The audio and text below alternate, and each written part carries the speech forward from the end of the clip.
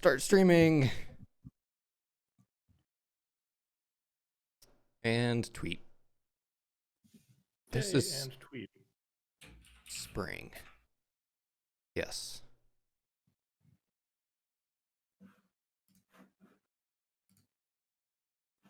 Okay.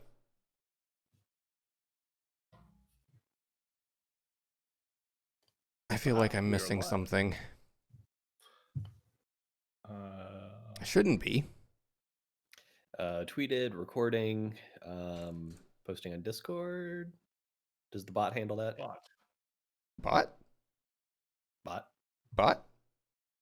The bot died.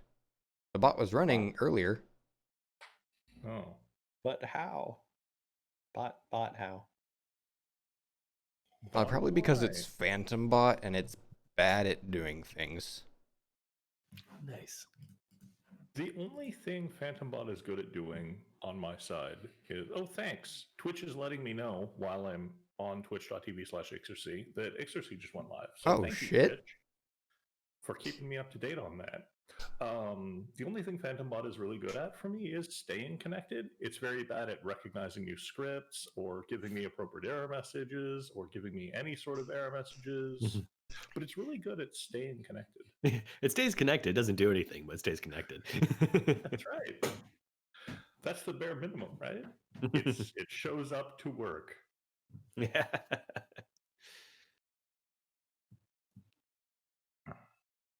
It's even working from home right now. It has no excuse. That's right. And as long as my computer stays COVID free, it doesn't get to take 2 weeks off.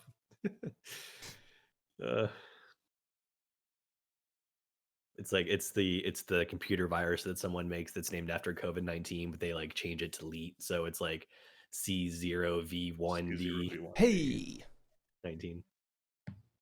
Hey.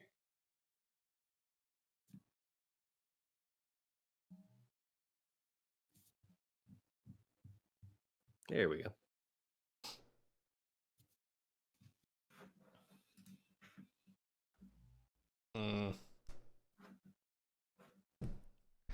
Okay.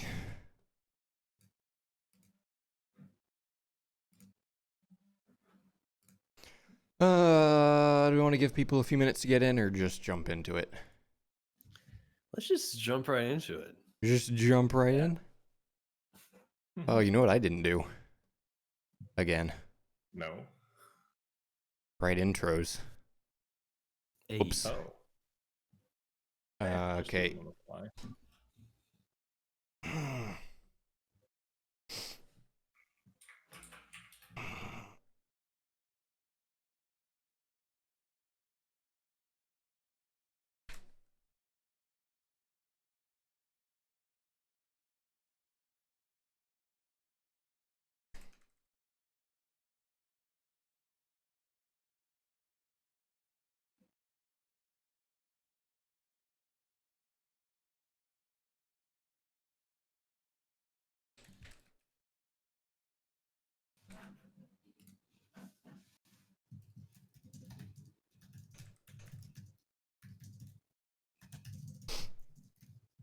This is the exclusive part of the podcast that you only get when you watch on Twitch. True. Twitch exclusive. The part where we all stare silently at each other while I try to write the things that I forgot to write. Yeah. Yeah, that thing.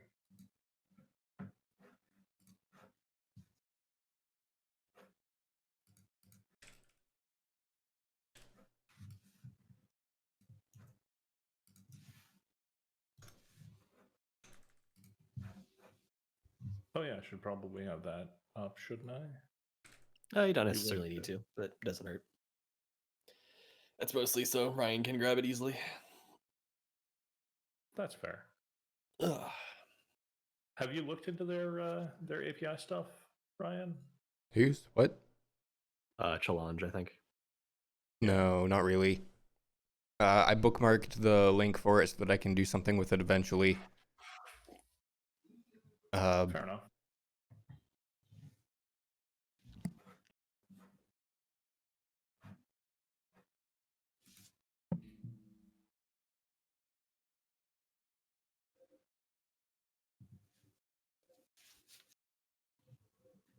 Okay. Those are not the best intros I've ever written, but good enough. Good enough. Good enough. Welcome to AniFiles, episode 94, the podcast which is popular with the boys. I'm your host, the silent dinosaur, Ryan. With us today we have the laid-back Gyaru, Chris. Saturdays are for the boys. And the landlady who feeds the cats, special guest Adam.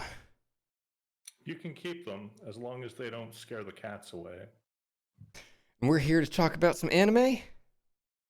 This is how we do it. We are. Here's how the AniFiles rating system works. Our hosts and guests have watched the first episode of the shows we're talking about today. Based on only that first episode, we'll answer 5 yes or no questions. Did the premise interest you? Did the production impress you? Did the storytelling impress you? Did you enjoy the first episode? Did the first episode make you interested to see more? The way we interpret the word impress can make the AniFiles rating system tougher than some. Being decent or merely good won't be enough to stand out, and some of us may have higher standards than others. Each question answered yes earns the show 1 point, adding up to a total between 0 and 5 per host. All of our scores are then combined to derive a cumulative score between 0 and 100%, letting you know at a glance if we collectively liked the show. And now, let's get to our first show. All right, the first show we have to talk about is Gleipnir. Gleipnir is a show I found out that I was going to be synopsizing about an hour ago, and that I watched the first episode of about 4 weeks ago. Oh. So We can help you fill in the blanks then. Gleipnir. Yeah, my memory on the timeline of events and things is fuzzy. The things I remember, our main character can turn into a panda suit. Five Nights at Freddy's character. Not a panda suit, a dog suit. Mm-hmm. Yeah. He's got like a zipper on the back, and he's like oversized, and but he's autonomous. He can move himself. Is that the correct usage of autonomous? Yes. And also he has, hey Red, he has better than normal sense of smell, probably because the suit is a dog. And he is acting weird at school, which kind of hints at these powers, and he buries a dead raccoon or something. Tanuki, yeah. Tanuki, yeah. Yeah, and then one night he's like, oh, there's a fire in the forest. That's bad. So he goes over there to see what's going on, and there's a building that's on fire, and there's a girl inside of it. So he saves the girl. Oh, and she's unconscious. So he saves the girl by turning into the dog suit, and then he gets real horny and almost rapes her, but he doesn't. He stops himself, and he drops his phone. And then we find out the girl wasn't actually unconscious. She was just faking unconscious. And now she has his phone. So she finds him at school and bullies him a lot. Does the first episode end with her convincing him to transform again, and because she pushes him off the roof? Yeah, she that's wants to get him to halfway transform. Yeah, he's playing ignorant, and so she puts his phone on the ledge, and instead of reaching under the railing and grabbing it like a normal person, he climbs over the railing, so he could be pushed off the roof. And then he turns into the suit man to save himself from falling. And then she is like, "Hi, I knew you were a monster, dude. And also, I was trying to kill myself because nobody believes me when I say that monsters are real. So thanks for stopping my suicide, jerk. And then also, And do you want to also help I'm me? taking pictures of you so that Do you I can want prove to? it to other people? Yeah. Do you want to help me investigate this coin?" And he's like, well, I forget exactly what his reaction was, but they go to investigate the coin, and then her apartment gets raided by another monster lady, and they look like they're about to fight. Yeah. That's how it ends. It occurs to me now that the title I came up with for this is actually the title or a title for episode 2, so that's nice. Well, that answers question 5. This was real interesting. I kind of liked it. And it does have the rapey bit, but I think it's supposed to be like uncomfortable. And the entire time our MC is like, "What the fuck am I doing? I should stop." And then he stops himself before the rape actually happens. Yeah, they strongly hint that like there's some sort of like influence that whatever this power is, kind of like when he's in that form, he like becomes a little bit more animalistic. And so like he's kind of like resisting the urges that come on from that, I suppose. Yeah. Yeah. My note for the end of the episode is, oh no, MC is level 1 and hasn't had the fight tutorial yet. I would love it if in episode 2, like they pause the action and like a pop-up comes up that like sort of like shows like a little looping animation of like, to attack, press the X button. Yeah. Oh, the thing that would be really good. The thing that actually happens is so much better. Yeah, I think from the synopsis, like they sort of hint at Girl Chan climbs inside him and like controls him. Yep. Something. Yep. It's just. Oh. Okay. Yep. Okay. Mm-hmm. Is there anything to talk about in this show? I mean, kind of. I didn't. It had some interesting ideas, and actually production value is pretty good. I actually kind of liked that style that they had of like, you know, kind of the over exaggerated like grins and stuff like that. That was kind of fun. But overall, it just felt, I don't know, how do I phrase it? Like, I don't like this word, but it's the one that comes to mind. Like, kind of basic in that, like, it felt like a very sort of straightforward story about a kid with powers that he didn't ask for. And then like there was like, it felt like an overabundance, almost like a there's another word that I'm looking for. The just like kind of the unnecessary maybe sex appeal of Girl-chan, and how like, you know, she's sitting there like with her like shirt open when like there's the fire burning around her, which maybe she explains that later, I don't know. But like they really like played up the sex appeal, and it almost just seemed kind of like a, hey, here's why you're going to be interested in the story, right, hot girl. And she already like changes in front of him. She drags him home and then just stands him in the living room and yeah, and just starts to take off her clothes. And then she's like, but I'm don't look. And if you look up, I will kill you. And it's like, I'm sure you've got like another room where you can tell him to stand in the corner or something, like a bathroom. How much do they characterize her in this episode? Because she's like really a sadist and also doing that on purpose. I did get the impression she was a sadist, and so like they could just play into her character. It was less her as a character and more just like the presentation overall. Like even if you look at the key art, like the cover art, it's got like a picture of you know, our MC, and it's got a picture of someone else, I forget who, and then it's got like her in that kind of like classic like standing away and then like turning towards you pose. It's like supposed to be like really sexy or something like that, which again kind of fits her character, but I don't know, just the whole presentation just felt. Yeah, so the reason I watched this show so early is because it's the one ecchi that we got this season. Oh, it's an ecchi, that explains it. Yeah. So I went into it expecting that, but yeah, definitely. I think they go into this a little more in episode 2. She's definitely changing in front of him on purpose, like to tempt him to peak. And she's a sadist, and it's real hot. Yeah, that does change my perspective on it a little bit. I was kind of going into it not expecting ecchi, and so what I was expecting was kind of like straightforward hero show or whatever with elements of that kind of were a little bit annoying to me anyway, or like not annoying, just it felt unnecessary. But then knowing that it's just meant to be an ecchi with some edge and edgy. A. That's Um, not going to catch on. then it makes a little bit more sense in that regard. Yeah.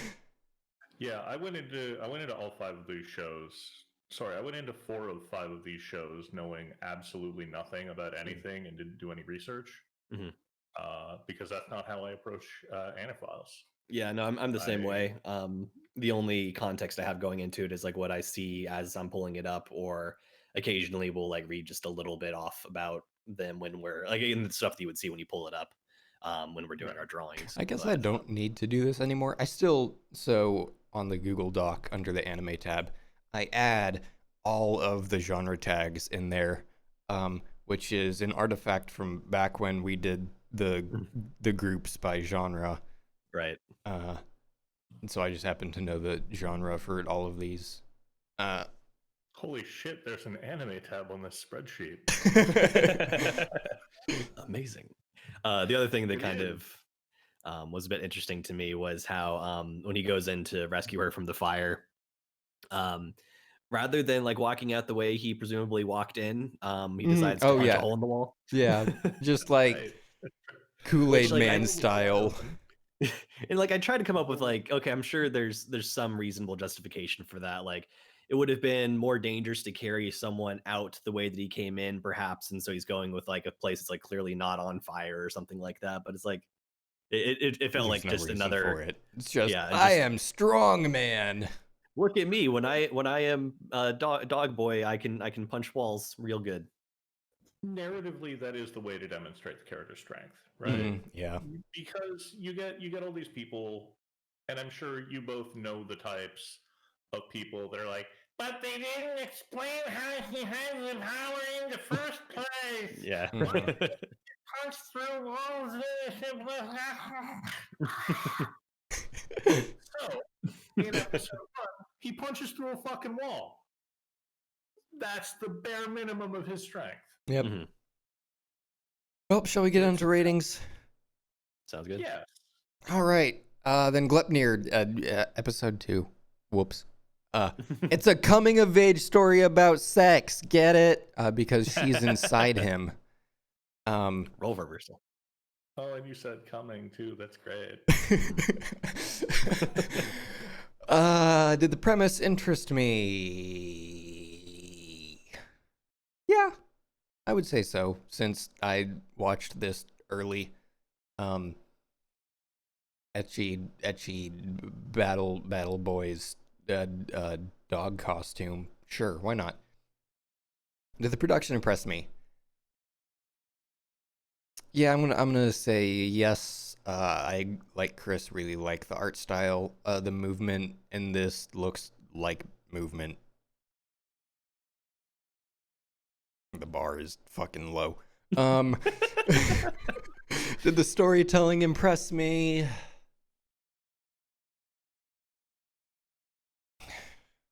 I'm not gonna give it a point for this.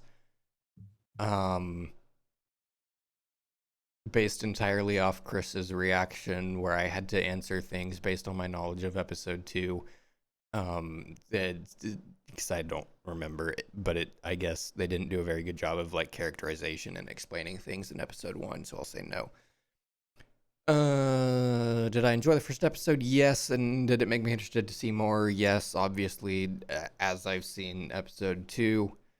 So 4 points for me. That being said, I haven't seen episode 3 yet. So, And you know, watched this 4 weeks ago, you said? yeah, something like Right. that. Hey, we're busy adults. That can happen. Adam, what are your scores? Glepnir, episode 1, normal is best. He does Did the say that, premise doesn't he? He interest does. me? He does. He does. The premise is I mean, sort of. They're monsters. They have Power Ranger coins, but none of that was actually explained in the first episode, except at the very, very beginning, where I think its main character, I can't even remember, puts the Power Ranger coin in a vending machine slot to get a bottle of juice or some crap, and the demon is crawling out of the vending machine, and then we cut, and it's like, okay, that's all the story you're gonna get. Have I forgot fun. about that. Yeah. I think they did. I think he did at one point say like, because how I kind of read that scene is like these powers are manifesting at a young age, and he doesn't know what's happening. And so he's kind of like going through this in a daze, and then like the guy climbs on the vending machine. He's like, "Hey, thanks for giving me back my coin. Do you want me to help you like learn to use your powers or something like that?" And so that's, I don't know, something like that. Something, but it's like it feels like a throwaway scene, and then you get to the halfway point of the episode, and you're like, that was actually super relevant. That was some incredible lack of storytelling there, episode. Did the production impress me? I'm gonna say yes. I feel swayed by your discussions. I was sort of like I was on the fence, but I think yeah, 1 point for that. The storytelling impressed me. No, because there was, like you both said, it's a very straightforward thing. Like, okay, how do we connect these very linear dots? Well, we use a line. Did I enjoy it? I did. But will I see more of it? Probably not. So 2 out of 5 for me. And Chris? All right, Gleipnir, episode 1 of Furries and Suicide Girls. Did the premise Nice. interest me? I don't think so. Again, because like both the pitch ahead of time and then the way they presented it felt very straightforward. And so like while it wasn't bad in that regard, it just also wasn't something that like really piqued my interest. So no there. The production impressed me. Yep, like you guys have said, I thought it looked really good. It was well animated. Did the storytelling impress me? I'm gonna have to say no for the same reason of it just being kind of like straightforward, and especially the fact that I went into this not knowing it was supposed to be an ecchi. The storytelling felt especially what's the word I'm looking for? I don't know. But anyway, did I enjoy the first episode? I'm gonna have to lean no, probably. I was kind of eye rolling at it more than I was really enjoying it. But to make me interested to see more, also no. I could see how like it might be a decent watch, but it's not something that I think I'm gonna really like find myself going back to. So only a 1 overall for me. Wasn't bad, just not impressive. That brings our total. Oh, go ahead. That brings our total score to a 7 or 46.67%. Oh, I missed the 2/3 percentage when there's 3 of us on the show. I've got that. Yeah, I was going to say that if I were to explain Gleipnir to another person, is how I do it. Oh, my hair is so long. Yeah, your hair is so long. Relatively. All right. The next show we have to talk about. Chris, will you tell us about the best anime of the season? My Next Life is a Villainous. All routes lead to doom. Yes. So this is a show, excuse me, where a young girl is she's part of the aristocracy, and she is playing with a young lad. I guess he's like the third prince of the kingdom or something like that. And she ends up falling over and hitting her head. And when she hits her head, she has flashbacks to when she was I think 17-year-old Japanese contemporary girl. And she realizes that she ran onto the street and was killed.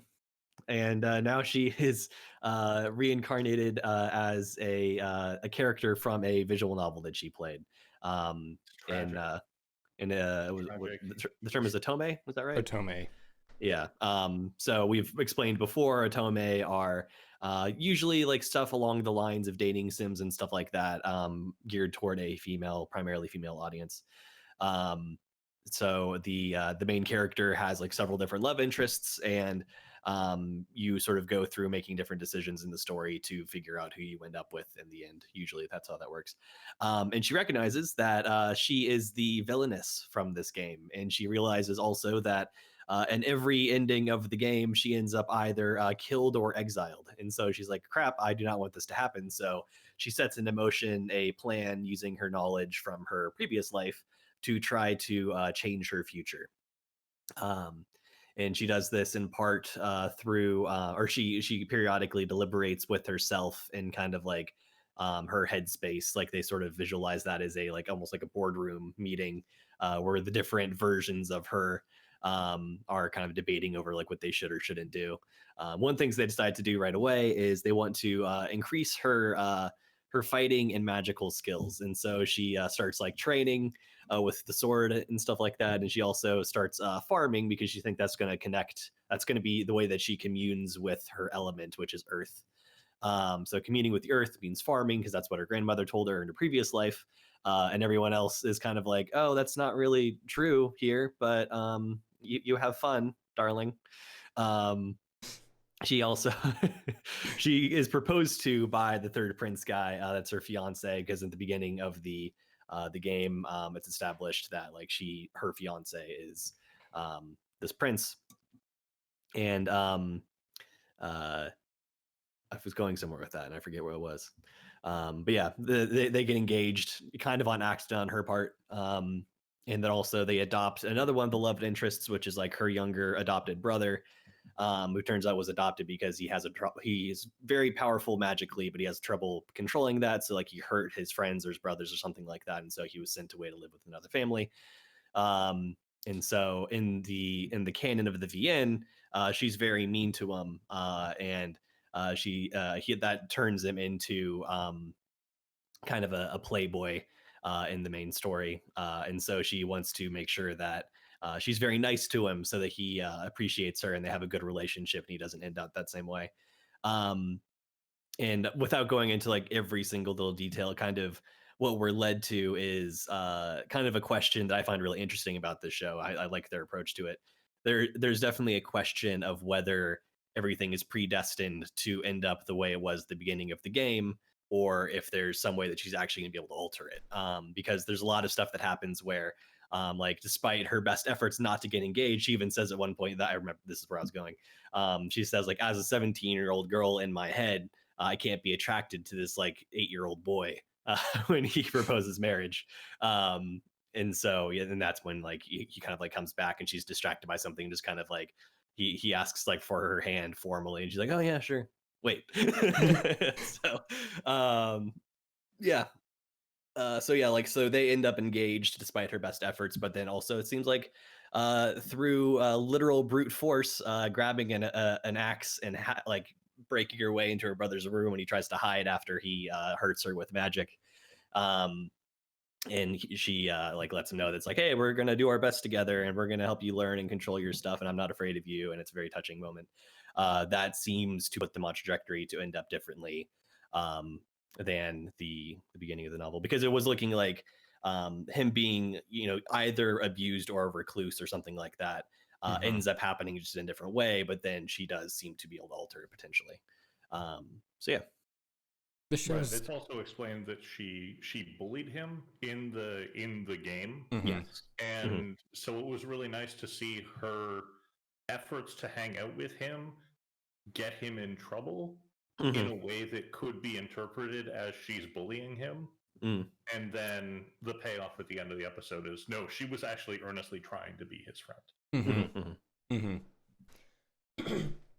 Yeah, this show is real fucking good. Like I was enjoying it, and then the scene at the end happens where she literally takes an axe and chops down his door, and is like, oh, a human doing human things to like try to prevent this bad outcome for herself, but also because she cares about this person. I'm sorry, is that believable character writing in my Christian anime? In my anime? Yeah, I don't know if there's a ton to say about it, honestly, beyond what I've already mentioned. It was I think it was a very well done execution of the premise, which is that you're the villainess from a VN, you're going to see what you can do to change that, or to change your outcome rather. I liked that it was very different from all isekai that I've watched previously, which is you are the boy of destiny, and you are going to go do boy things, and also here are some women to flirt with, and also go do boy things and be the boy of destiny. Yeah, I agree. That was one of the things that got me most excited about this show when we were talking about it during our planning episode. But yeah, she's not a boy, not doing boy things, and the villainess. Just give me more. Give me more. All right, well, shall we get into ratings? Sure. Sounds good. All right, Chris, what are your ratings for this show? My Next Life is a Villainess, All Routes Lead to Doom, episode 1. Let me just pull up my flowchart. Did the premise interest me? Yeah. I when I saw the pitch, both in the show and outside of the show, I was kind of down with that idea of like we're gonna play meta with the idea of this visual novel, and that was kind of fun. Did the production impress me? It was really solid, but I wouldn't say impressive. It was well done. It was clean. It was consistent, but it also just didn't stand out to me necessarily. Did the storytelling impress me? I'll say yeah. Actually, like I said earlier, they kind of delivered well on their premise. And it was actually, like I said, the fact that I was intrigued by the question of is everything predestined or not. I hope they keep exploring that, and I'm curious to see what the answer to that is. And so I think that they did a really good job with that. So yes, I did enjoy the first episode. It made me interested to see more. Actually, yeah. I'm like I said, I'm interested to see what they do with that question. Whether or not it keeps me interested for the long term, we'll see. But I thought that the first episode was really good. That's a 4. That is a 4. Yes. All right, then for me, My Next Life is a Villainess, All Routes Lead to Doom, episode 1, All Routes Lead to Lolly. The very opening sequence of this is her starting her first day of high school, and then just the entire rest of the episode is them as children, which actually is fine, I guess. Did the premise interest me? Heck yeah. Did the production impress me? No, I'm gonna agree with Chris. It's an it's a otome kind of ish based on an otome, and it doesn't use the otome art style, and that makes me sad. It just uses the like generic A1 isekai art style. Did the storytelling impress me? Yeah, absolutely, for reasons previously discussed. Did I enjoy it? Yes. And am I interested to see more? I am current on this show. So that's a 4 for me as well. Adam? My Next Life is a Villainess, All Routes Lead to Doom, episode 1, New Game Plus. Nice. Yeah. I also like to how like I'm sorry. I liked how they a couple times like mentioned like, oh no, that's a death flag when something happens. It's like, oh yeah, no, this is the thing that leads to my doom. I'd like to actually like use the term flag. That was kind of fun. So Indeed, it was very aware of itself. The premise interested me. The premise did interest me. The production impressed me more than Glepnir. So I have to give it the point for that. I see both of your points about it not looking like an otome and there being better art out there, but it impressed me more than Glepnir did. And if I give Glepnir a point, I have to give this a point. Sure. Yeah, that's fair. Did the storytelling impress me? No, the storytelling did not impress me. The story impressed me, but the way that the story was revealed to us over time did not. Did I enjoy the first episode? Yes. And am I interested to see more? Yeah, I'm interested to see more. That brings our total score for this show to a 12, or 80%. We are blowing through these at breakneck pace. I wonder if it's shows. It might be a combination of things. Sorry, go ahead. Yeah, we'll have a lot of stuff to say about the last 2 shows, I think. Yeah. It could be a combination of like these shows being kind of like straightforward, and so there's not a ton to discuss, and also maybe the lack of Dean Dean seems to bring up a lot of stuff, which True. gets the conversation rolling longer. So True. yeah. Yeah. Everyone in chat wish Dean good luck on his studies. Yeah. Show names are not showing. Yeah. Okay. The next show we have to talk about is Gal and Dino. Adam, will you tell us about this while I fix show names? Gal and Dino is a show. The end. We're gonna need a little bit more detail than that. All right, that's gonna be a 3 for me. We really don't.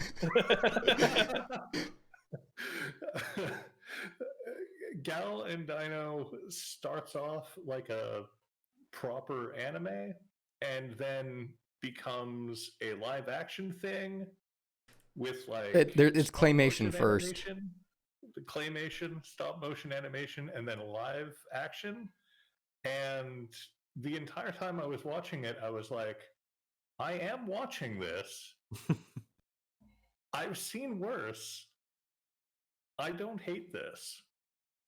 It's basically a series of vignettes, and the first vignette is our gal wakes up and is late for something, work, I think.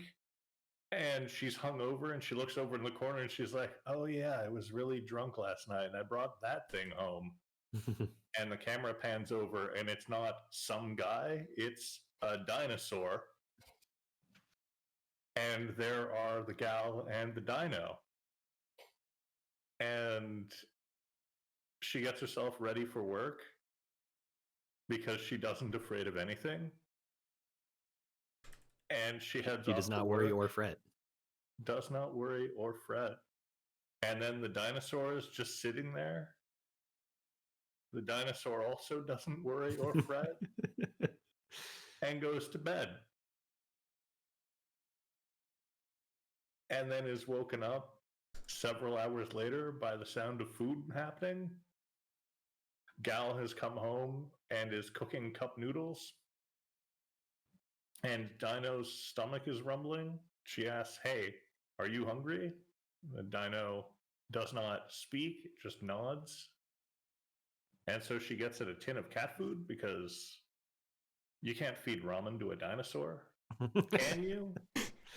She looks it up on her phone and there's no information. Can I feed ramen to my pet dinosaur? For some reason, that's 0 results on Google. That's a Google whack right there.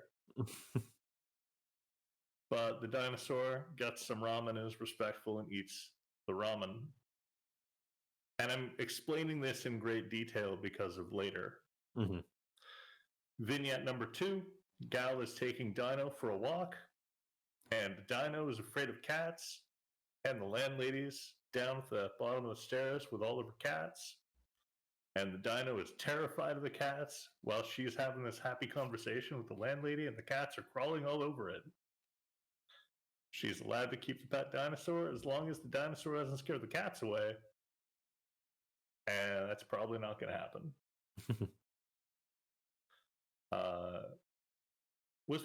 There was claymation of the first story, wasn't there? There was, I think, just like a vignette, like a random little sketch. The ramen in between. The ramen lid popping open. Mm. Yeah. So Yeah, I forget those.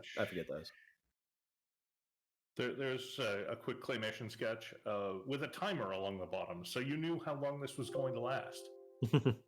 Of the dinosaur sitting there trying to cook the cup noodles, and the lid keeps opening. Oh, right, yeah. And then he figures out that he can put chopsticks on top to keep it closed. Yep.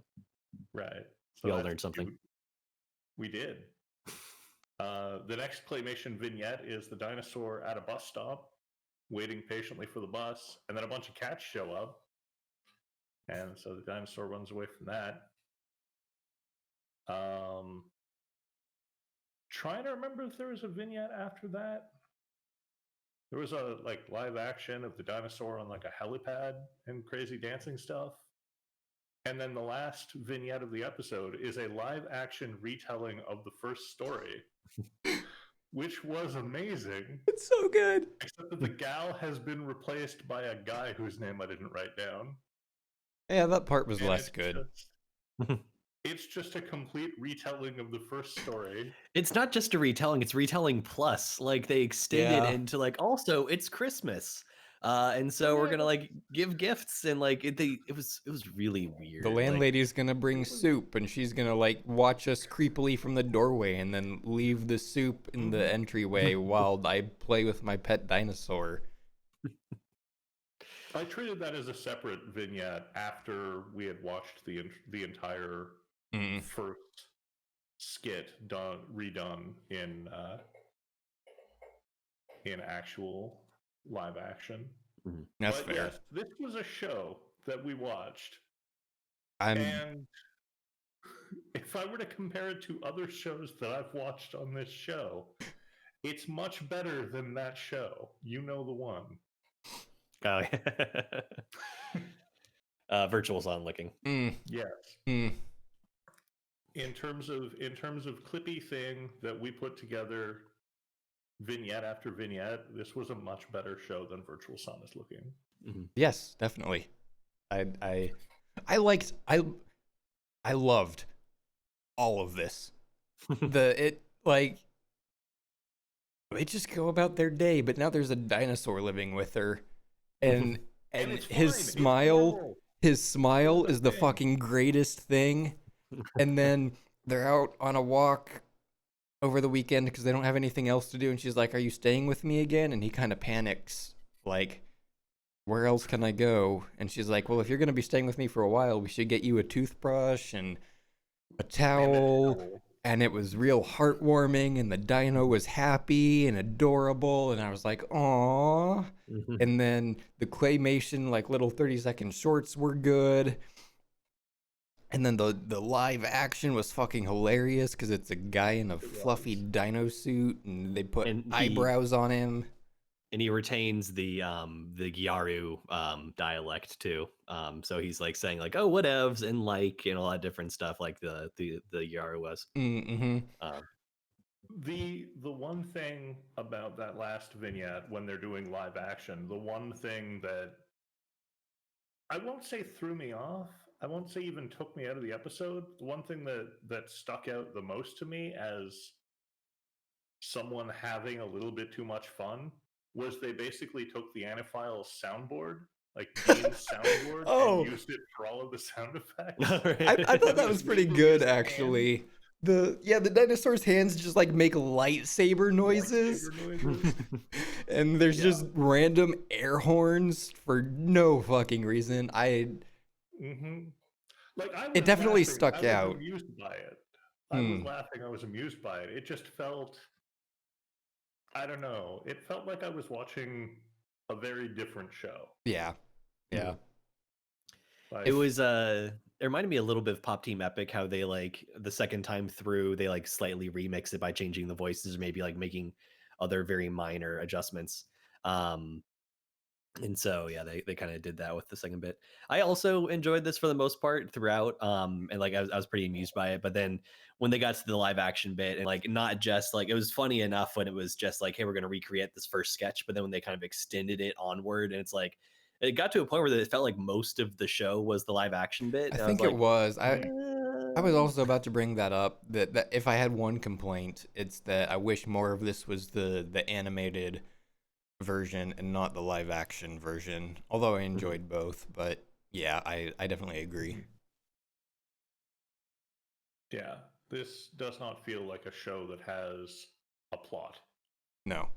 Yeah, no, it's But extremely slice of life. Yeah, it managed to keep me engaged mostly throughout. Towards the end, it got a little slow, I felt, but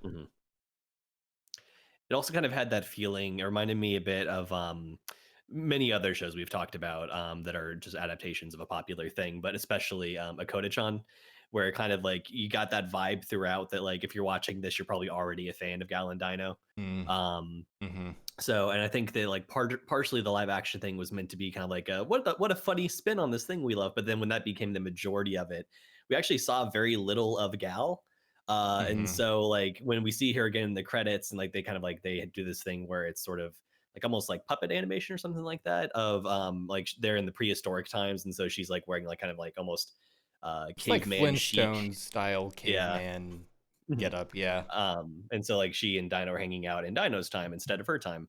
And like that was kind of cute. But like when we see that, it's like, oh yeah, there's our favorite gal, and it's like, what Where who is she and were why you for do we most of the care? episode? Yeah, exactly. And so, but again, you're probably coming into this, I imagine, as a fan who's like been following Gal and Dino for a long time. And it's like, oh yes, of course, Gal and Dino, like they're the duo. And so like the funny live action. But I'm curious if that's gonna remain a thing. Like if it's gonna be like an every episode thing, or maybe like just the once, or maybe like a couple of times, or a few, like every other so many episodes. And I wonder if we're gonna get like more of like the actual skits, or the actual like episodes, Yeah. I should say. Yeah, it felt to me like a show for children, but also a show that you would grow up with. Like, if I were to see an episode of Sesame Street today, I'd be like, okay, okay. And I feel that this was like that. I was gonna ask, the two like short bits they did to separate the vignettes, the one of Dino cooking ramen and then Dino at the bus stop. I didn't notice this on the first one, but on the second one it said animation by, and then had a name. And I was wondering, are these like fan animations that they included, or did anyone else That'd catch be that? interesting. I didn't notice that. Now that you mention it, I think like my first guess would be that it's more like, here's like a fun collaboration we did with someone who is a fan. Like, so it's like a fan creator, not like just any given fan.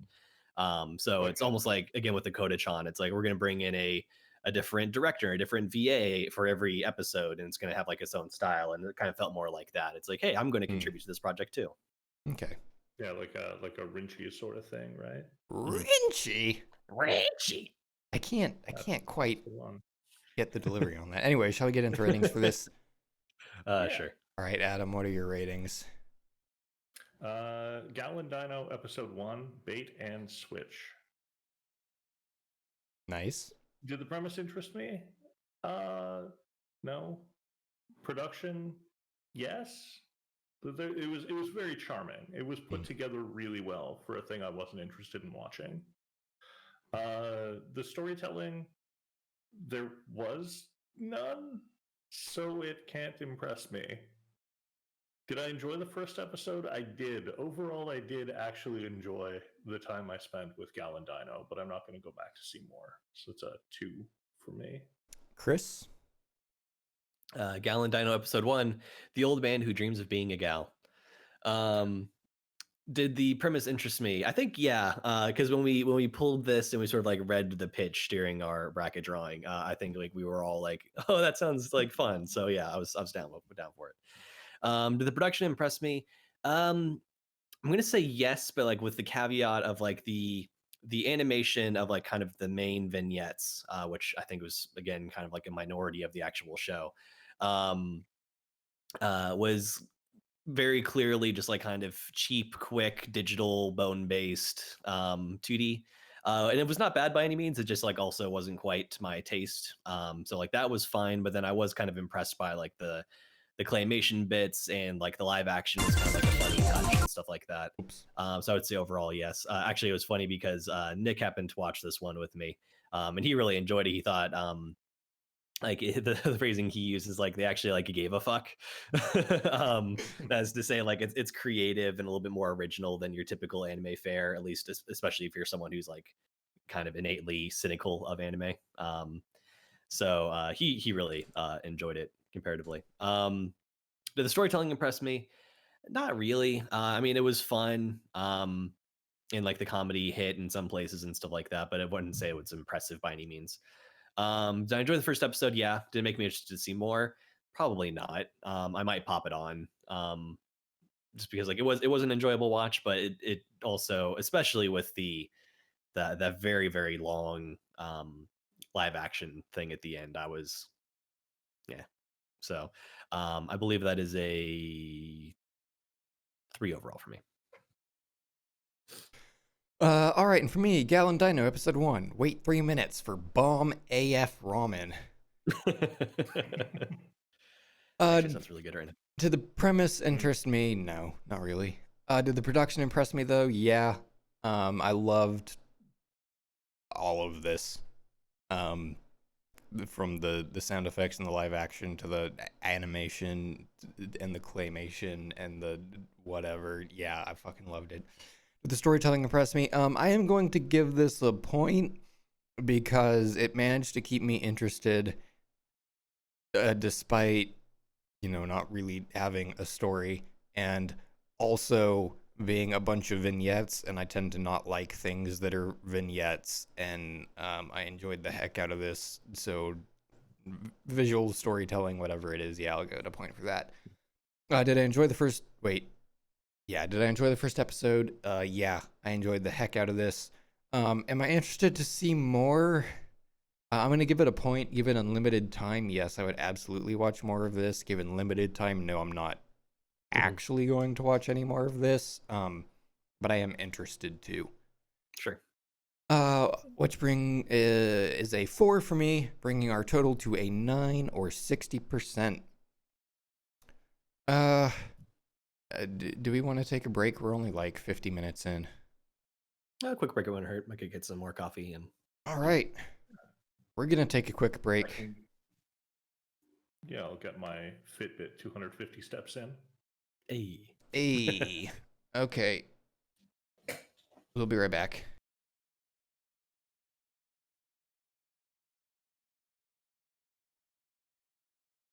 We go together, better than birds of a feather, you and me. We change the weather. All right, that was a short break. That's the scene I need. Man, we haven't used the 3-person scene in a minute. Okay, the next show we have to talk about is Argo Navis from Bang Dream. This is a boys' idol show. Our main character went to a concert as a child, and he didn't care about the concert. But then he was blinded by the dazzling lights of hyper-commercialism that is the Japanese pop scene. And how authentic they are, and how much they love their generic music. I don't get it. Not for that style of music. But anyways, our main character gets it. And so he decided he was going to be a singer. Except that he's real shy. And also he was bullied because he tried too hard.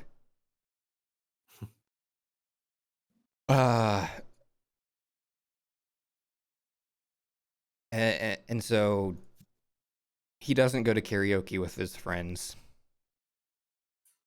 He goes to karaoke by himself and runs into his friends at the karaoke place afterwards, and they don't like bring it up. They're just like, "Oh, you." They did. Did they? Yeah, when he brushes, I say. When he shoves his way past them, they look at him running away, and they're like, wait, did he go to karaoke by himself? Oh, that's right. Okay, never mind. They just bring it up. So. Anyways, the reason that our main character is running away is because our other cute boys are like, we're gonna start a band and it's gonna be the best band. We just have to have a singer. And one of the characters says, the band begins and ends with the vocalist. And I thought, all right, well, this is a show about music that doesn't know anything about music. So that's nice. I don't know. There's something to that from like I think the the pop idol perspective of like your front man is going to be like a very important selling point because they're going to be kind of like the focal point of this style of music. I want to say. Yeah, but they don't really play. They don't even play that style of pop. I don't know. Anyways, that pissed me off. Oh, I forgot to mention. This show really started off on a bad foot. In the opening 10 seconds of this fucking show. So we just jump right into the intro. In the opening 10 seconds, there's an animated drum fill in a part in the music where not only is there no drum fill, there aren't really even drums. It's only eighths on the hi-hat to keep time. So that pissed me the fuck off.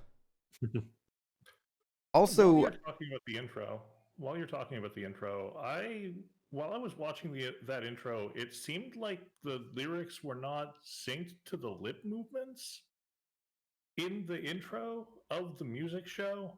I wasn't actually watching that. I got angry about the drums and then immediately tabbed over to Discord to type my anger out. And so I stopped paying attention to the rest of the intro. Yeah, anyway, so our boys want to be in a band, but they need a vocalist, and they're like, but it's got to be like a passionate vocalist, because we're in high school and we're passionate about the music. I think what they said is like, we need an idiot. We need someone who like, doesn't care about anything but music. Basically. And so one of the boy band's boys has to go to the bathroom, and so he walks down the hall, and then instead of going to the bathroom, he hears our main character singing, and he's like, that's the guy. So he goes and gets his buddy, and then they burst into the room and are like, be in our band. And that's why our main character runs away. I think even opens with, you're an idiot. And I mean, that's a compliment. Traveler. He says, you're the desert traveler. Yeah, the desert traveler. And the other character's like, he doesn't understand. Slow down, back it up. And he's like, okay, 1, we need a singer for our boy band. Someone super dedicated to singing. 2, you seem to be super dedicated to singing on account of you've played the same song 20 times in a row. 3, you're the desert traveler we're looking for. And 4, you're an idiot. Our main character runs out, and in a surprising touch of realism, the boy band boys are like, hey, he didn't pay. We should pay his tab for him. So then our boy band boys find out, they run out after him, see that the people he bumped into are friends with him and know him, so they're like, hey, you should tell us about this guy so that we can stalk him. So then they stalk him. And finally they're like, all right, sometimes we play at this live bar. You should come watch us. But if you don't, we'll never ask you again. But we really want you to be in our band. And so, of course, main character goes. But it's like a big, is he going to do it or not moment. Yeah, because he's like, he's just at home. And then like he thinks like, maybe I should. Well, he has like a flashback to like when he was a kid. And he's like, maybe I do want to be in a band. And so then we have the classic anime moment of running as fast as you can to make it to the place before you miss it or something like that. It's very. But he only decides to go after he's reminiscing about the concert and then reminiscing about the thing these 2 kids said, and he smiles. And he's like, wait a minute. I don't smile. Yeah. Am I actually smiling? And then he crawls out of bed and runs down the street, ignoring the 2 streetcars that he clearly could have stopped for. I was kind of hoping that we would suddenly get hit by one of them. Yeah, suddenly isekai. In another world with my karaoke pals. Yeah, so he shows up. He shows up just as our boy band boys are dejected and like, he's not gonna show up, and it's a real touching moment. And then he sings with them, and they're like, we're in a band together, let's do that again. And the entire performance was like really, really well animated. It was all CG, but it was real accurate. So they redeemed, the drums especially were like incredibly accurate. So they redeemed themselves from earlier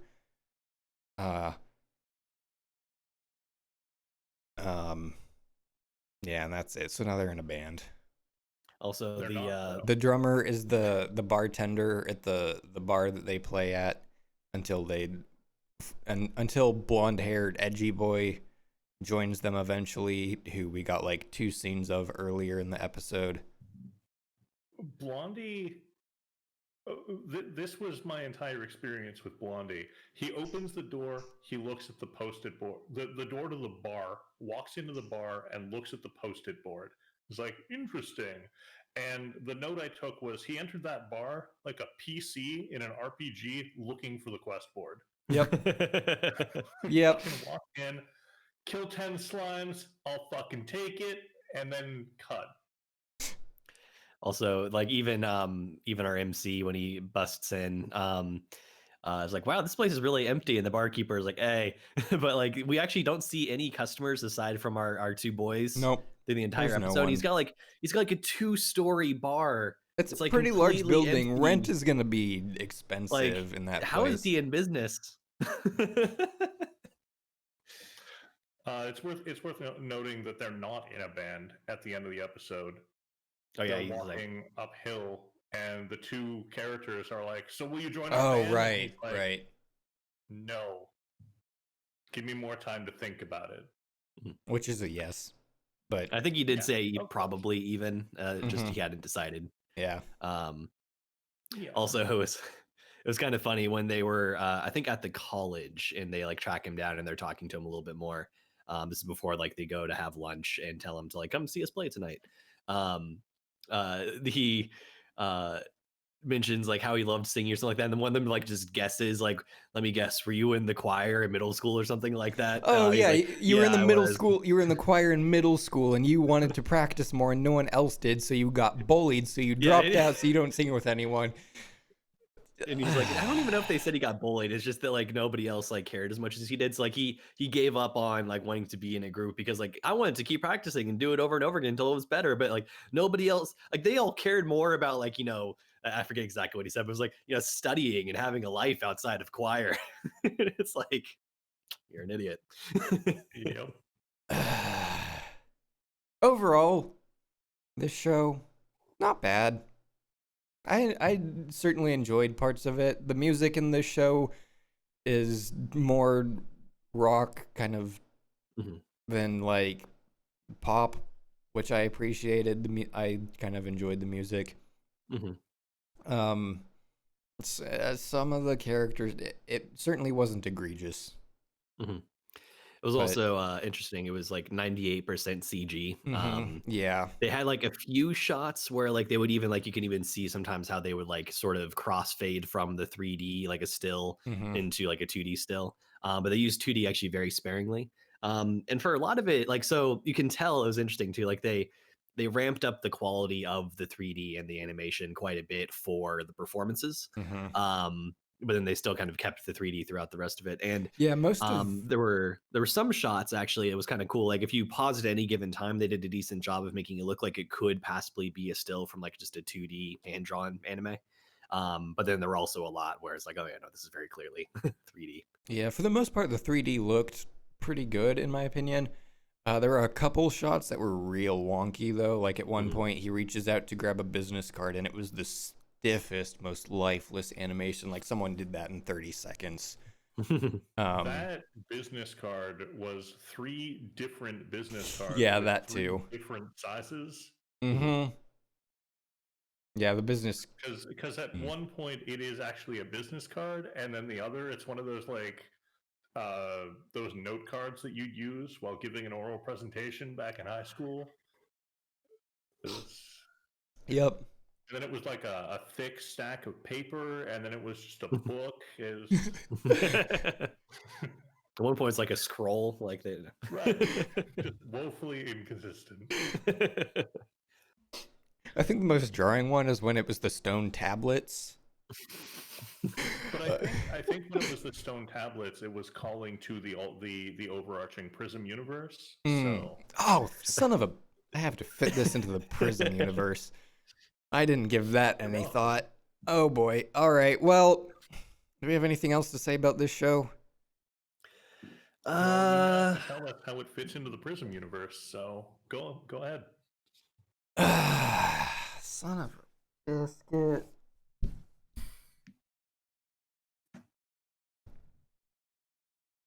All right.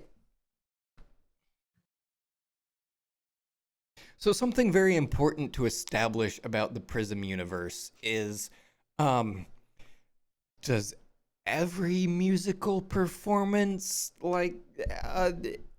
is every musical performance Prism, or are there like normal ass bands and then like Prism shows, or like?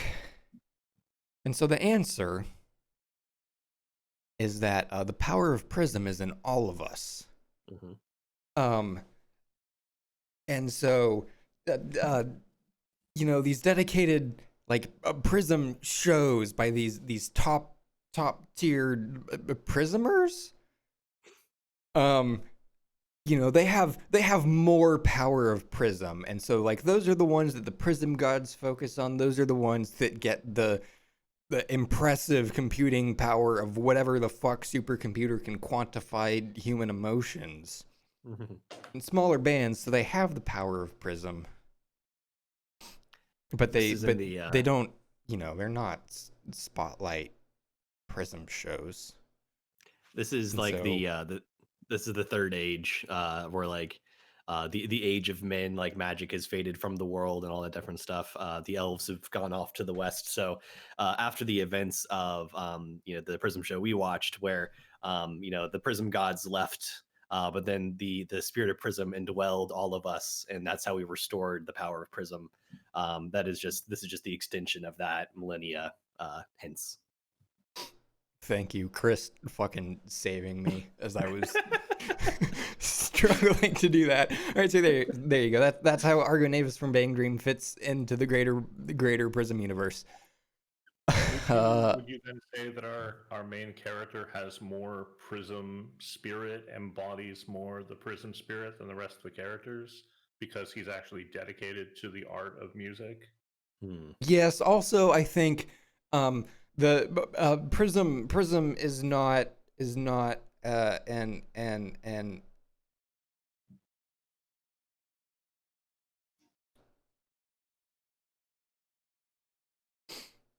what are the people who are like libertarian men's rights activists? I'm thinking equalitarian, and that's not right. Mm-hmm. Don't know. Okay. Prism is not bestowed upon everyone equally. It's bestowed upon vocalists more, and drummers least of all. Drummers least of all. So yes, our main character has more Prism. A, because he's a vocalist, and B, because he's a tryhard. Mm. Okay, now the He's ratings not a drummer. this time for real. Argonavis from Bang Dream, episode 1. I didn't come up with the title for this. Argonavis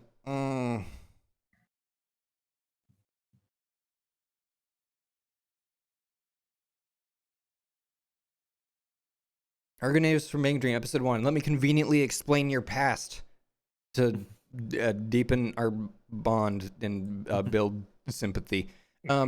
Boy, that was a stretch. I apologize. Did the premise interest me? Fuck no. The fucking idol shows, man. Did the production impress me? Yeah, I'll give it a point overall. They used the CG to good effect, and it looked decent mostly, except for a couple notable exceptions we've pointed out. Did the storytelling impress me? No. No. Did I enjoy the first episode? I didn't hate it.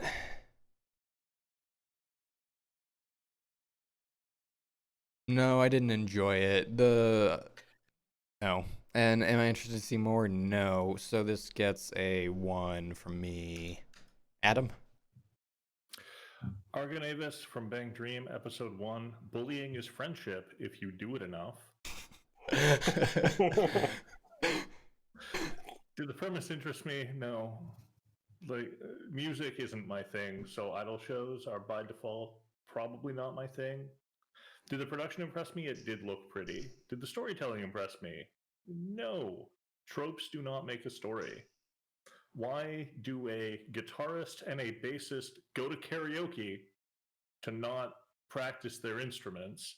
Oh, it's because this is where they need to find the main character of the show, obviously. It's like, ah. Overall, I enjoyed the first episode, but I'm not going to watch more of it. That's 2 points from me. And Chris? All right, Argo Novice from Bang Dream, episode 1. Now, novice aggro begets dream bangers. Did the premise interest me? No, for obvious reasons. Did the production impress me? There are actually some moments in particular that did impress me quite a bit. I thought that the like CG musical performances were actually a lot better than a lot of what we tend to see from idol shows. Mm-hmm. So those are pretty cool. But I would say overall, no. The 3D was serviceable, but not really that good in my mind. For most of the show. Did the storytelling impress me? No. Did I enjoy the first episode? Like Ryan, didn't hate it, but I'm not going to give it a point. It was just something that I survived easily enough. But the first episode made me interested to see more. It did not. So that is just a 0 for me. Brings our total score to a 3 or 20%. All right, the last show we have to talk about is BNA or Brand New Animal. Chris? This is a trigger show, my dudes. Yeah. Did the premise interest you? Trigger. Yes. We open on a girl. I guess she's like a kind of raccoon girl sort of thing. Yeah. And she is like kind of like wearing a sort of a cloak sort of looking deal. She goes up to an ATM and she wants to make a withdrawal. And she's doing it like it's in kind of like this like very empty, kind of dilapidated tunnel. Almost looks like maybe a subway or something like that. And she's like kind of like trying to move quick, and she's looking over her shoulder, so we get the sense that something is up. Interestingly, when the screen comes up, I don't know if this is just like a weird translation thing on like the production side, or if this was like something that was actually intentionally built into the world building. But when it said deposit, it said like repayment, and then it said withdrawal, it said like cash advance or something like that, which kind of implies that there's like maybe some sort of like weird what's what I'm looking for? Kind of like a weird sort of societal thing where like you're kind of just like indebted, like a cyberpunk sort of style of like hyper capitalism where you're just kind of like indebted to you're like literally a wage slave, which is kind of an interesting idea. So again, I don't know, maybe there's something to that, maybe there's not. But anyway, she grabs some cash, and then a group of ruffians comes down the hallway. They're making a ruckus, and so she hides. And they graffiti a sign that like there's a poster that's like got a human hand and like an animal hand shaking hands. It's like kind of a like let's all live together in harmony, right? And so then they're like they spray paint a thing, and then they start snickering, and then they walk away, and then our MC pops back out, and she sees what they'd written. It was something like "Death to Beastmen" or something like that. And so then she does some sneaking some more and manages to find her way on top of a bus, and the bus is taking her in the general direction of a place that she wants to go to. I forget the name of it, but it's a special city that's been set aside for beastmen to live autonomously. It's called Anima City. Yeah. And so she's on top of the bus, and she thinks she can finally relax. But then another gang of ruffians rolls up with motorcycles and a van, and they are armed. And so they start attacking her. And so she jumps off the bus and kind of like bushes out her tail to like kind of absorb the impact, and then tries to like jump over the guardrail, and they're like up on a mountain pass. So she likes like roll down the hill. And so when she does that, the guys like get off their bikes and out of their vans, and they've got their weapons, and they're running down after her. So it's clearly like just a sort of like beastman hunt sort of thing. And so she runs into the woods, and they follow, and then they sort of surround her, and they're about to like just kill her basically in very violent fashion. But then they are stopped by some other beastmen who come out of the trees and whoop some ass to summarize that scene very quickly. And then the leader of this group that helped them or helped our MC, she's like, oh, yeah, we're just doing this out of the kindness of our hearts. And then our MC is wise to the ways of the world. And she's like, how much? And it's like, oh, I know, maybe like all the money in your wallet. I think that's a fair trade for your life. And she's like, fine. And so she gives her a bunch of money. And then they put her on a boat and they take her across the harbor or whatever to Anima City. And so she gets there and she's very excited because she gets to oh, actually, before this happens, the city looks like weirdly empty. And she's like wondering like, where is everybody? What's going on here? And then she walks into like a kind of a courtyard and she's surrounded by a bunch of glowing eyes. And you start hearing howls and stuff like that. And so people like in mass start kind of like trudging their way toward her. And she's like, crap. It was fucking dumb. Yeah, it was. And then as soon as it looks like they're about to pounce, then the lights turn on. Everyone's like, yay! And for a second, I thought it was like kind of it was supposed to be a thing of like celebrating another liberated person joining our city. But no, it was just a festival that they decided to open in this weird fashion. I don't know. And then she's like looking around. It's like, oh, it's a festival. This is so cool. And I can finally like live without fear among my own kind. This is so great. And there's a tall wolf man in kind of like a trench coat, and he's got tears in his eyes, and she calls this out, and he's like commenting on how like beautiful it is. It's like, oh yeah, this is the celebration of like 15 years, I think it was, of Anima City and our liberation and all this different stuff. And then our MC bumps into the people who helped her in the woods. And they notice that she's got some snacks and stuff from the festival. It's like, hey, how'd you afford that? I thought you gave us all your money. She's like, well, I didn't give you all of it. And so then they pick her pocket and they run off with her wallet. And so she runs after them and then notices that there's a shady looking dude who sets some stuff up and then slinks off. And it turns out that he has set up us the bomb. And so then an explosion goes off and it looks like there's going to be a giant display that's gonna like fall in the crowd, and everyone unlike so many anime, everyone like sees it start to move and they all start clearing out immediately. God, thank you. Except for a very old man who's like moving slowly. Like he is moving, but he's moving slowly because he's just old. He's got a walker, and so or it was a cane, I think it was. No, I think it was a walker. Okay. And so our MC runs up behind him and starts like pushing. It's like, let's move it, old man, get out of here. And it looks like the screen gets closer and closer. It's like she's about to be crushed. And then a flash appears and someone like swoops through and grabs them and clears them out of the way before they get crushed. And it turns out is our Wolfie boy. And he that character, because of that scene, I'm going to forever refer to as Sonic Fox. That's good. So he I think he has tears in his eyes again, actually. And it's like, why are you crying again? And he's like, why did you defile this festival, by setting off that bomb? He's like, look, I didn't do it, but I saw a dude. And so then he closes his eyes and he sniffs out and he's kind of like able to get this like sense of like who like suspicious people around and where they're headed. And so he starts chasing after. And she's like, wait, my wallet is still gone. And so she runs after as well. And then Wolfie boy runs into a guy in the back alley. And it's a group of militia dudes, or mercenaries, I should say. And they're very well armed. And they actually they do stuff like loading and cocking guns and stuff like that. It's a nice little detail that you typically don't see in anime. And so there's a standoff, and it turns out that these guys were hired by humans to terrorize this festival.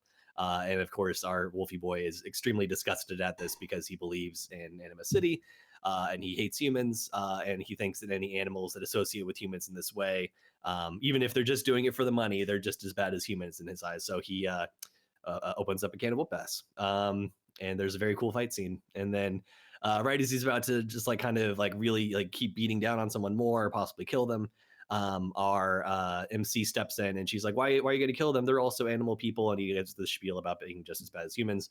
And she's like, well, not all humans are like that. Not all humans are like that. And and he's like, well, how do you know? He's like, well, because I'm also a human. And turns out that apparently we don't know the details yet, but it's very heavily implied that there was some sort of like program or experiment or something like that that turned her from a human into an animal person.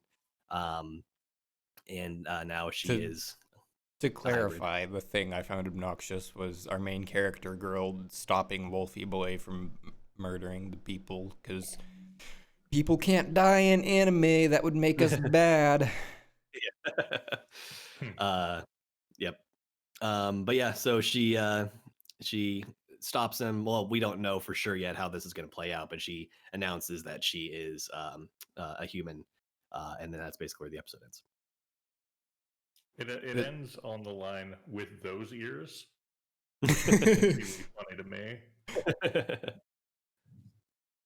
This So it show didn't is occur to me. I watched the show last night, and it didn't occur to me until I told you the name of the city at the start of your synopsis that the city is called Animosity. oh okay. Oh yeah, something else I forgot Yeah. to mention. We get some sort of cutaways to the mayor of the city, and apparently she has kind of got like a sort of tenuous, not exactly friendly relationship with the prime minister of the human world. Maybe is Japan, I don't know, but they just don't really specify. Um, and so like he's like kind of calling them on video to say like, hey, congratulations on your anniversary, but then he also kind of like says something like that could be interpreted as like threatening. Um, and then they also like are celebrating like keep up the good work and let's keep doing this thing. So you get like a very clear sense early on that like this is a very um, shaky piece they have, and it might not stay that way very long. Yeah, the world building in the show is amazing. Mm-hmm. Like, the very first thing you see is that Animal Rights Day poster, and that immediately set like the poster reads, "Let's hold hands, Mhm. Animal Rights Day," and so that immediately says, "There's no peace here. Mm-hmm. This is fucked up." Oh, When another thing I she's- loved. Sorry to interrupt. Another thing that I loved while I'm thinking of it, early on we see some different brands and stuff like that, and some advertisements, and they kind of like reimagined sort of familiar looking logos and stuff like that. But instead of like human faces, they had like animal faces and stuff like that. And so that was another really nice touch of the idea, like if you're gonna have like businesses built by or for animals, or to involve animals, you're gonna have like more animal symbology built into your print, and that was really neat to see too. Mm-hmm. I'm always amused by let's use a knockoff brand of a real brand for world building. I like that. But she's reading or watching the news on her phone, and it's like we're celebrating 10 years, and I wrote down 10 years of racism because Yep. like, The the conflict is racism. mm-hmm. That's the conflict. Yep. Basically, yeah. Oh, the show is so good. Mhm. It is. All the character designs are fucking cool. It's not at the. Is it in the beginning of the second episode or at the end of the first episode where he? Well, we skipped over it, so I assume it's in the second episode. So never mind. Other things to say about this episode? The art style was really neat. The way they played with color, I Mhm. really enjoyed. Mhm. They tended, I think, in a lot of shots to have like just a like 2 or 3 color palette that they were working with, especially if there was like supposed to be very stark lighting. So like when she's on the bus and in the woods near the beginning, it's like golden hour or sunset, and so like there's like lots of very like warm colors, but also offset by like warmish but cooler. Like it was kind of like an orange and purple sort of thing going on, which is kind of cool. And like to the point where these colors tended to replace the sort of like naturalistic color of the actual characters themselves, Mhm. or if not like flat out replacing them, like very very heavily tinting them. So like it gave it like a very cool atmosphere throughout. In the alleyway, they had There's lots I of think like blues, dark blues, and then kind of paler blues, if I recall correctly. Yeah, I think you're right. So really, really great use of color. Obviously, Trigger being Trigger, the animation was killer. It was so good. Um, Whoops, sorry, bumped my mic. Um, the scene of the wolf breaking the elk's horns, and then the rhino's horn was they were so good. It was done so well.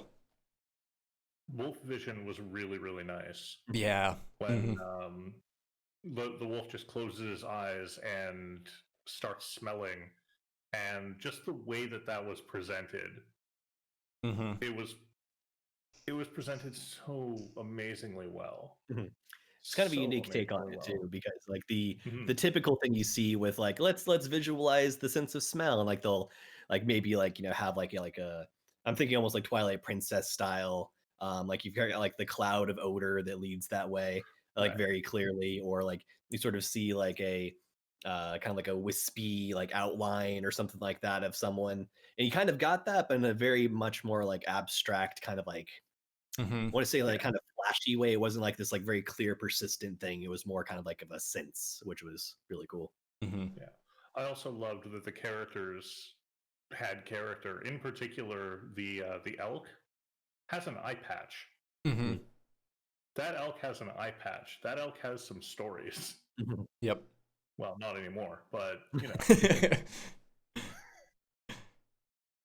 And then through that entire fight, the end of that fight, I wrote down, "This fight is why Fox is an easy ban." The other Slams the elk against the ground, and it bounces back up, and he slams into the ground again for the 2-hit combo, and then he kicks it through the other two aggressors, just like fucking OP. Nerf, please. at the during the fight in the woods, where the beastmen are fighting off the humans, it was very interesting. I forget if they started off being really big and bulky, or if they kind of like Hulk out, so to speak, when they're about to fight. Um, Maybe they just like appeared, and that's why we didn't like see them like that before. But like it was interesting. I kind of got some X-Men vibes from how they just like overpower these humans with like their their size and their strength and stuff like that. And so like it definitely made it very clear. It's like, yeah, the reason that humans are so discriminatory, at least in part, because humans suck, but also because like they're a threat. And so like Mm-hmm. we kind of go with that whole idea of like this, like if there is going to be conflict between these races, they're going to destroy us, so we're going to try to suppress them before they can do that. And Right. so that was very clearly what they were going with there, and that was demonstrated very well through that fight because Mm-hmm. they got wrecked. Yep. So But again, how much of this aggression is because the humans brought it on themselves? Because, as you said, humans suck. yeah. Right? Yeah, And probably most of it. Yeah. Mhm. All right. Shall we get into ratings? I don't have a whole lot else to Yeah. say. Sure. All right, Chris. What are your ratings for BNA? BNA episode 1, hybrid theory, because human now animal. Anyway, do the premise interest me? Yeah, Trigger, but also even beyond Trigger, I was kind of intrigued by like kind of the pitch of like it's not like a super original thing to have like two worlds that are fighting against each other, and like a very sort of like clear metaphor for racism and discrimination and oppression and all that different stuff. But I was down with the way they presented it. Did the production impress me? Yeah, obviously. Did the storytelling impress me? Yes, it did. Between like Adam said, the world building, both like kind of stated and just shown visually, was amazing throughout. I thought the pacing was extremely good. Dialogue was all pretty good. Characters were believable. Anything that like was a little bit off was kind of just like very forgivable and able to like easily be dismissed because it was so good overall. Like we Mhm. could nitpick a few things that were like, like Ryan said, like, the MC stepping in to like make sure that no one dies in our anime. Like that is still fine given the overall presentation of the show. Mhm. Did I enjoy the first episode? Yep. Did it make me interested to see more? Yep. So that is a straight 5 for me. All right, and for me, BNA episode 1, an explosive welcoming party. Did the premise interest me? Trigger. Did the production impress me? Trigger. Did the storytelling impress me? Trigger. Did I enjoy the first episode? Trigger. And am I interested to see more? Trigger. A 5 for me as well. Straight Trigger. Straight Trigger. Straight Trigger down the board. Um. BNA. BNA Episode 1, Cyberpunk Racism. I'm going to say no on premise. I'm not a big fan of the racism story as, this is why we're doing the thing. I would prefer it if it was like subtly introduced and not, racism. Mhm. Also, here's a show. However, the rest of it, production, absolutely, storytelling, it told the story really well. It built the world up. It's obvious why racism is the story and what they're doing about it. I enjoyed the first episode very much, and I will probably watch more of it. So 4 out of 5 for me. That brings our total score to a 14 or 93.3%. Just remember, if there was only one evolutionary tree, and instead of 3, there would be no racism. That's a callback that I keep making anytime anime tries to deal with racism. Because boy, was that a fucking bad example of it. I don't even remember the name of the show, and it doesn't matter. Centaur's Life? Centaur. Yep, Centaur's Life. So, to that point, I was watching someone play a visual novel game where you're a coffee person making coffee for people in a world of like vampires and werewolves and stuff. And the one scene that I saw when I popped in on the stream was one character talking about this book she wanted to write, where there are no vampires or werewolves or anything, and it's just humans. And there is no racism. A racism story. Oh.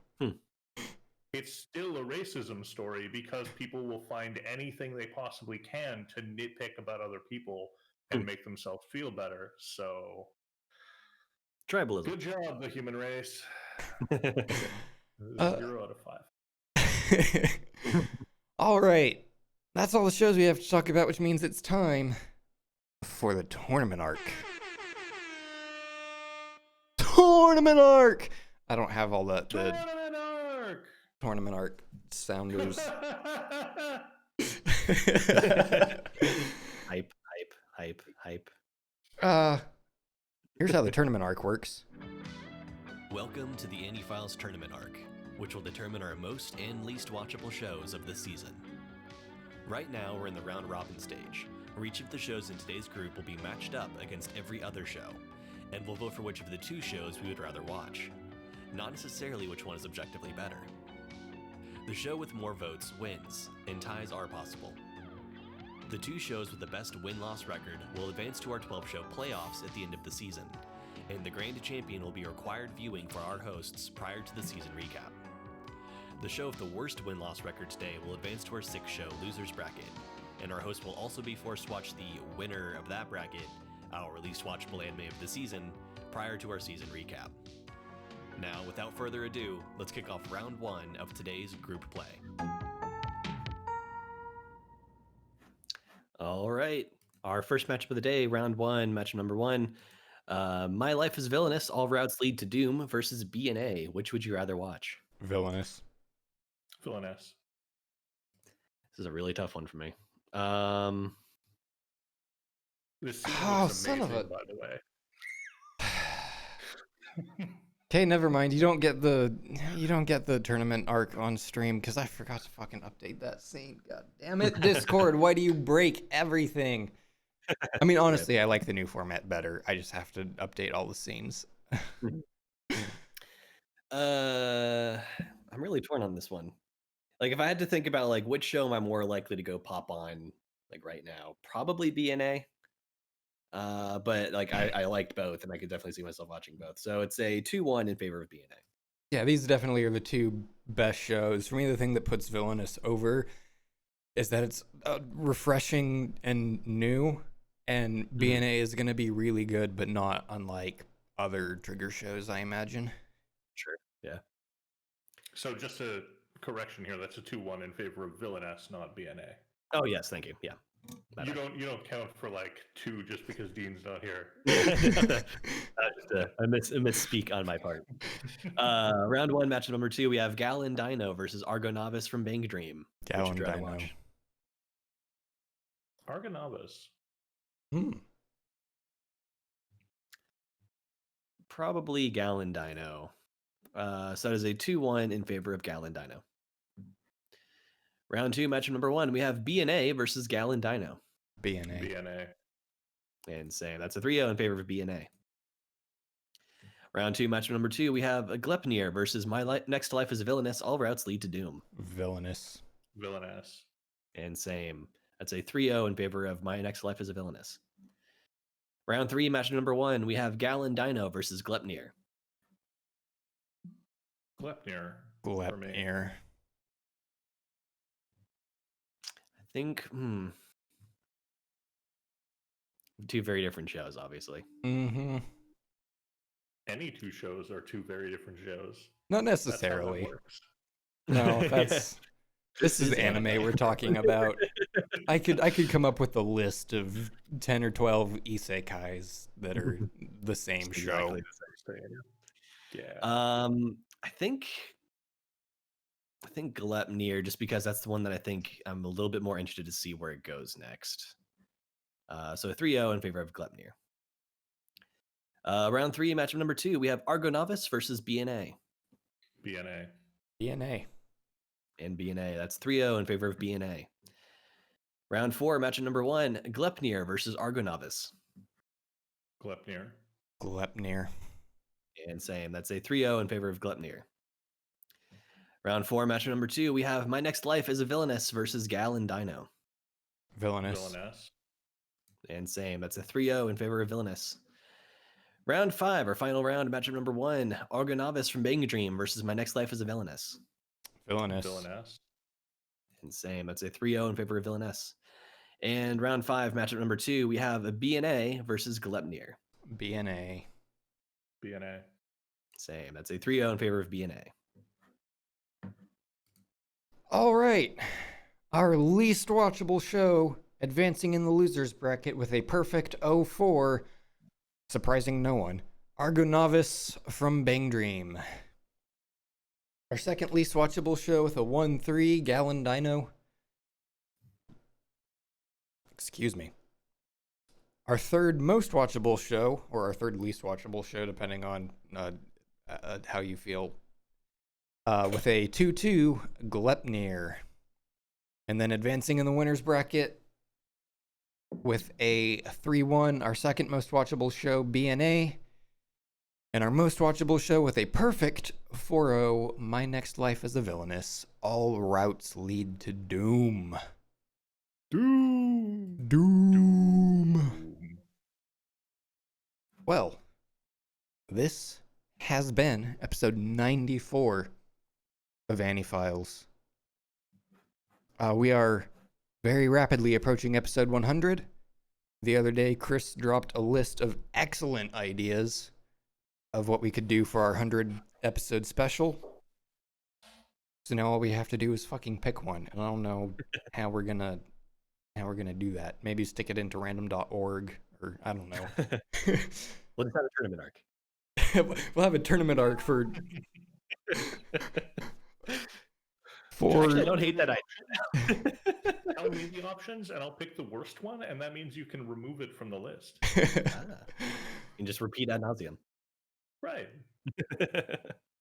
We are available on Apple Podcasts or wherever great podcasts are distributed.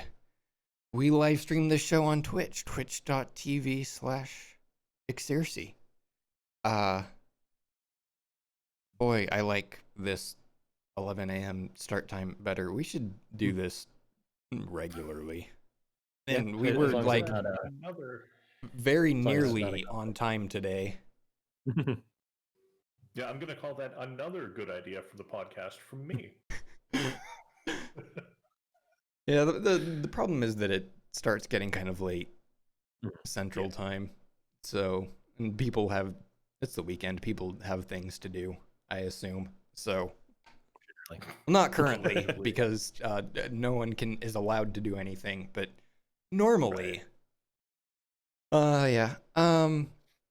We have a Discord where we talk about video games, anime, music, and combinations of the above. !Discord in Twitch chat. A link in the show notes, in the description. link wherever links are on whatever platform you're viewing. You can follow this show on Twitter at FilesAni. And we are a product of alternative internet radio. You can find us and our other great shows at AIRAD. Oh, I should add a Twitter command. Yeah, that would be a good thing to do. Find us at AIRAD.io, and you can follow the network on Twitter at AltNetRadio.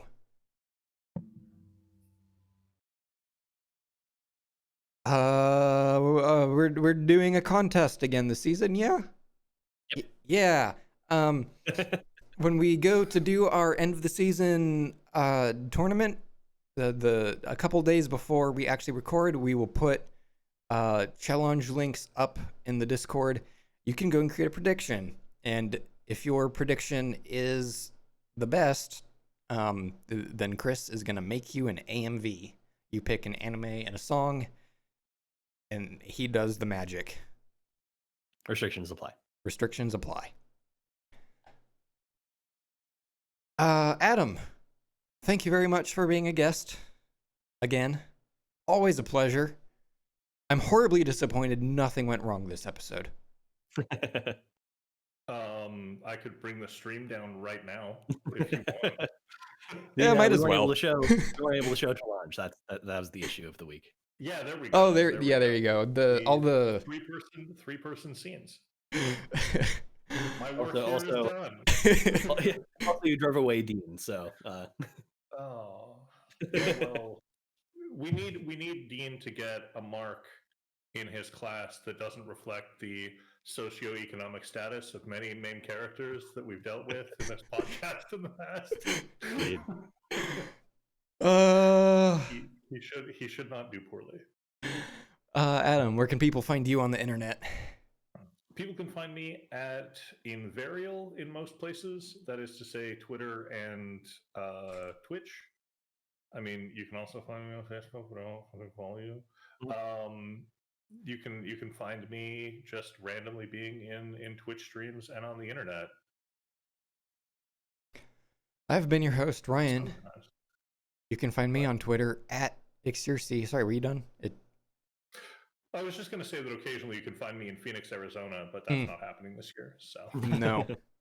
Although we may have to do an emergency trip to Phoenix after lockdown is over, just because I need to see any people. Yeah, I'm for that. That seems like a way to do it. I was doing me. I've been your host.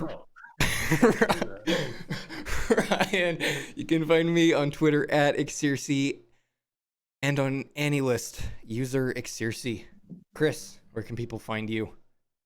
You can find me on Twitter at KRUEGER_Chris. You can also hear some of my past podcasting work on the backward-compatible.com podcast, Games and New Media with a Splash of Academia, and the Doc and Kruger cast, the official podcast of Doc and Kruger Games. Oh, if Dean were here, he would tell you that you can find him at AniFiles, no dashes, no spaces, no special characters, exactly the way that it sounds. And I would type something silly in the chat, but I'm not going to do that today. Because he's not here to appreciate it. All right, I'm here to appreciate it. Well, fine. I'm just gonna all right, AniFiles cast members. Let's say our catchphrase.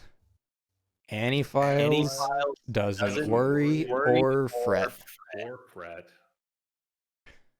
Okay, I'm not gonna host anyone on Twitch because Second Sky is happening, except that it's called Secret Sky this time, and it's on YouTube. So I'm just gonna post the YouTube link, and if you like electronic music, it's happening all day. Go check it out, or don't. Can you guys? That's not coming through, is it? Alexa, shut up. It's always a pleasure to be here on the show. Thanks, guys. Yeah, thanks for being here. All right. peace, I guess. I don't know how to end things ever. Just